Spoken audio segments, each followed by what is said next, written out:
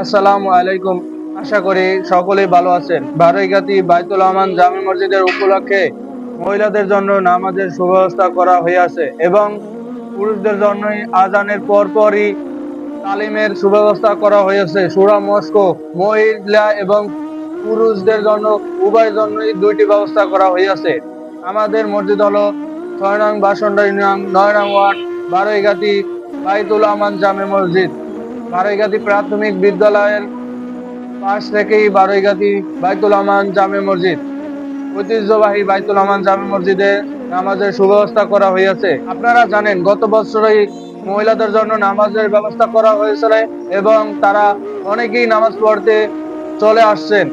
আশা রাখি গত বছর যেরকমের মানুষ চলে আসছিলেন ৬০ থেকে ৭০ জন আমাদের মসজিদে আসছিলেন মহিলারা নামাজ পড়তে। এবছর ৬০-৭০ জন চলে আসবেন না, এবছর ১০০-র উপরে চলে আসবেন। আপনাদের জন্য পর্দা সহকারে নামাজের সুব্যবস্থা করা হইয়াছে।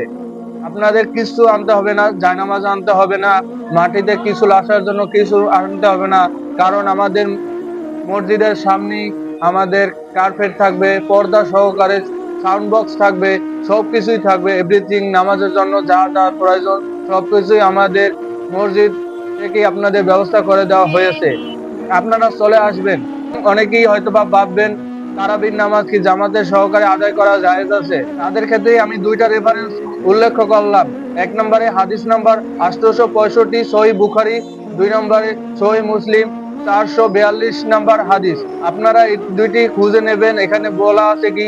এবং আপনাদের জন্য আরো বলে রাখি, বড় বড় মসজিদে এবং বাহিরে মসজিদে, ঢাকা বাইতুল মোকাররম মসজিদে এবং আমাদের বিভাগীয় বরিশাল বড় মসজিদেও কিন্তু মহিলাদের জন্য পর্দা সহকারে নামাজের সুব্যবস্থা করা হয়েছে। আপনারা চলে আসবেন, আজানের আগেই চলে আসবেন।